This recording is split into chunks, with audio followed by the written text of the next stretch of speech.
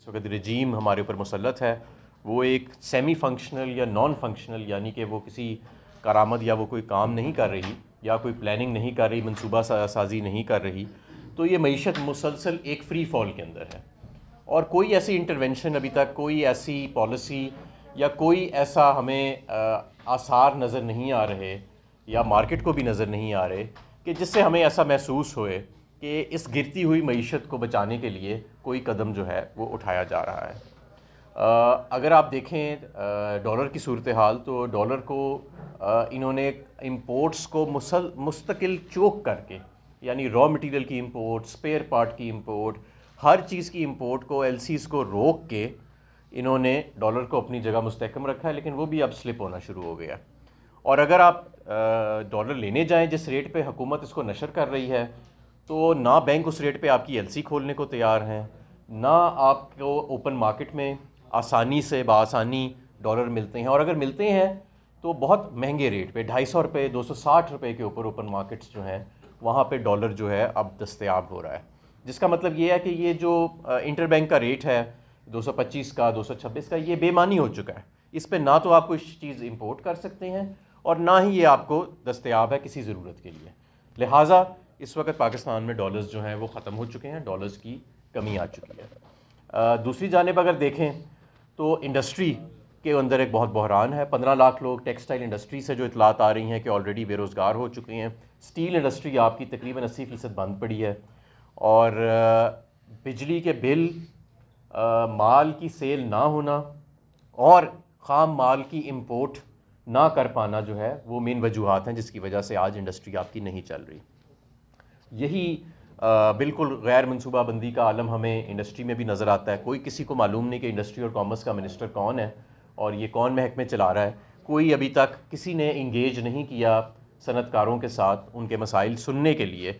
हल करना तो एक दूर की बात है, कोई उनके मसाइल अभी तक सुनने के लिए भी मुल्क में मौजूद नहीं है। और दोनों हमारे इंडस्ट्री और कॉमर्स के जो वज़ीर हैं उनका नाम भी हमें नहीं मालूम कि वो लोग कौन हैं। इसी तरह आप तवानाई के शोबे में देखें तो तवानाई के शोबे में इस वक्त इंडस्ट्री आपकी आधी बंद पड़ी है, उसका भी लोड मौजूद नहीं है ग्रिड के ऊपर। सर्दियों की वजह से घरेलू सार्फिन एयर कंडीशनर्स नहीं चला रहे, वो लोड भी आधा हो जाता है।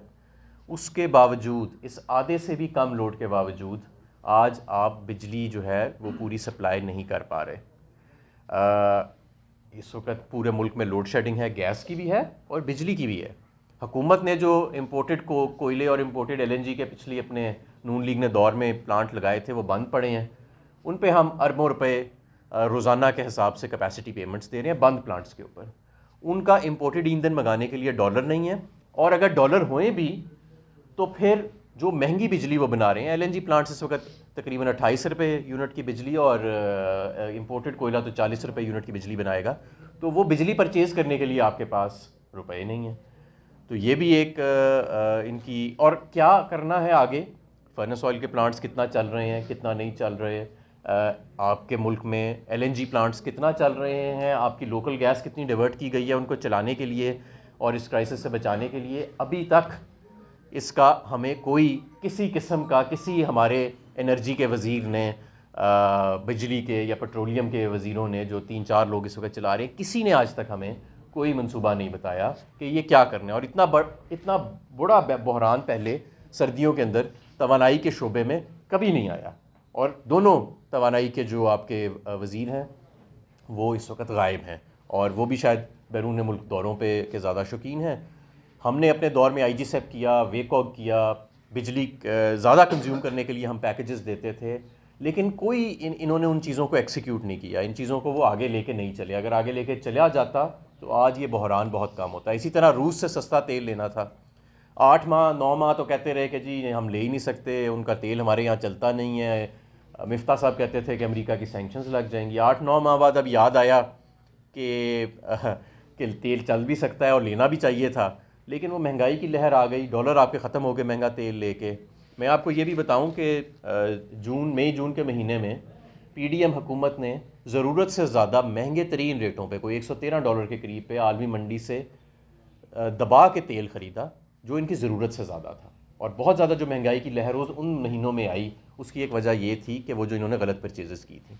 LNG ख़रीदा गया उस वक्त महंगे दामों के ऊपर, वो जो LNG महंगे दामों के ऊपर ख़रीदा गया उस वक्त ज़रूरत से ज़्यादा, उसकी कॉस्ट आज तक रिकवर नहीं हो सकी।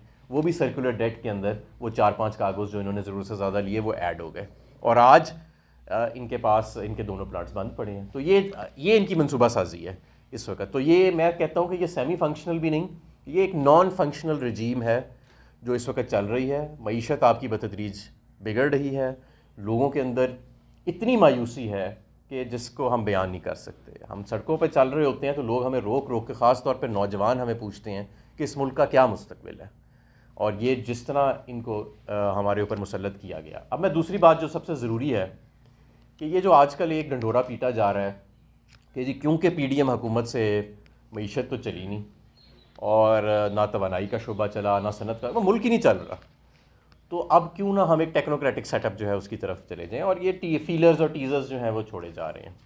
मैं आपको ये बताना चाहता हूँ कि PDM हुकूमत की नाकामी जमहूरियत की नाकामी नहीं है, ये कोई जमहूरी सेटअप नहीं है जो हमारे ऊपर मुसल्लत किया गया है। ये तो चंद लोगों के ताल्लुकात की बुनियाद पे, चंद लोगों की मनपसंद लोगों को हमारे ऊपर मुसल्लत किया गया एक साजिश के तौर पे कि इमरान खान को इक़्तिदार से अलहदा किया जाए, वो बहुत मजबूत होता जा रहा है।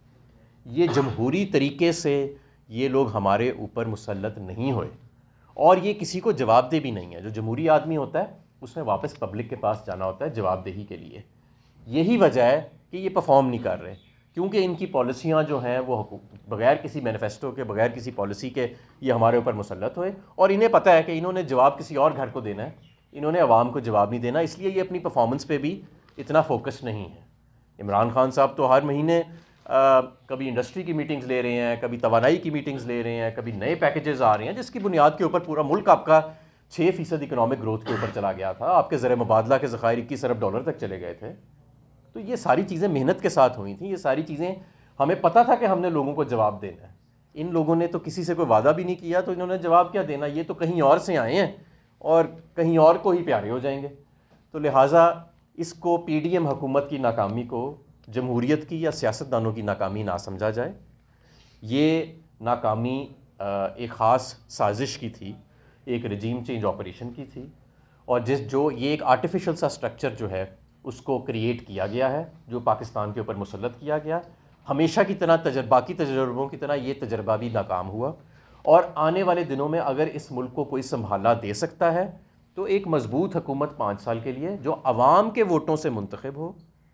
बहुत ज़रूरी है कि वो अवाम के वोटों से मुंतखब हो, अवाम को ही जवाबदेह हो, आइनी हो, जमहूरी हो, और जो वो रिफॉर्म्स करे उसमें पब्लिक का बाइन हो, यानी कि उसको पब्लिक की हमायत हासिल हो। वरना यहाँ पे सियासी अदम इस्तेकाम बढ़ेगा, यहाँ पे केओस बढ़ेगा, और खुदा न खास्ता यहाँ पे माशी तौर के ऊपर भी हालात मज़ीद बिगड़ेंगे।